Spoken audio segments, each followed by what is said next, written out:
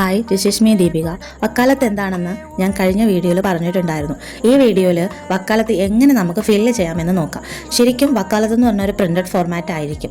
ഇതിനകത്ത് ഞാൻ കൊടുത്തേക്കുന്നത് ഞാനൊരു ഡ്രാഫ്റ്റ് എഴുതിയതാണ്. കാരണം ശരിക്കുള്ള വക്കാലത്ത് നമ്മൾ ഓഫീസ് ആവശ്യത്തിന് യൂസ് ചെയ്യുന്നതാണ്. അതുകൊണ്ട് തന്നെ അതിൻ്റെ ഒരു സെയിം മോഡൽ തന്നെ ഞാൻ എഴുതിയിട്ട് നിങ്ങളെ കാണിക്കുകയാണ്.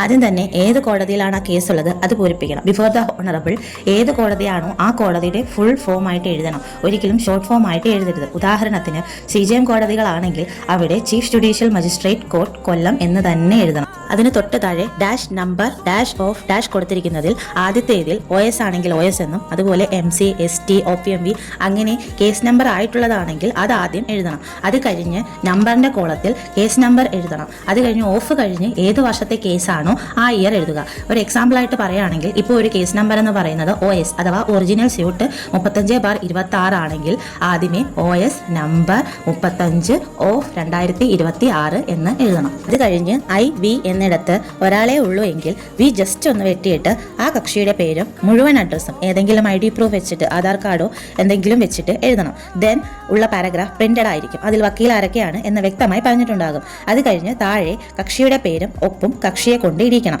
അതിന് താഴെ വരുന്നതിൽ എന്നത്തെ ഡേറ്റ് ആണോ അത് ഫയൽ ചെയ്യുന്നത് ആ ഡേറ്റ് എഴുതുക. അതിന് താഴെ സാക്ഷിയുടെ പേരും ഒപ്പും ഇരിക്കണം. അതിന് താഴെ പ്രിന്റഡിൽ ഓഫീസ് അഡ്രസ്സ് ഉണ്ടായിരിക്കും. അതിൽ ഫോൺ നമ്പറും കൊടുത്തിട്ടുണ്ടാവും. അതിന് താഴെ അഡ്വക്കേറ്റിന്റെ പേര്, എൻറോൾ നമ്പർ, അതുപോലെ ഫോൺ നമ്പർ. അതിന് നേരെയുള്ള അക്സെപ്റ്റഡിൽ മുകളിൽ ഒറ്റ ഒപ്പും താഴെ സീലും. അതുപോലെ താഴെ അഡ്വക്കേറ്റ് എന്ന് കൊടുത്തിട്ടുള്ളതിൽ മുകളിൽ ഒറ്റ ഒപ്പും താഴെ സീലുമാണ് വരുന്നത്. എപ്പോഴും ശ്രദ്ധിക്കുക, മുകളിൽ മാത്രമായിരിക്കണം എപ്പോഴും ഒപ്പിടേണ്ടത്. താഴെയാണ് നമ്മൾ സീൽ അടിക്കേണ്ടത്. ഇത്രയുമാണ് ഒരു വക്കാലത്ത് ഫോമിൽ പൂരിപ്പിക്കേണ്ടത്. ഇനിയുള്ളത് ഇതിന്റെ ഡോക്കറ്റാണ്. അത് ഞാൻ അടുത്ത വീഡിയോയിൽ പറയാം. ഇന്ന് ഇത്രയേ ഉള്ളൂ. Tata bye bye.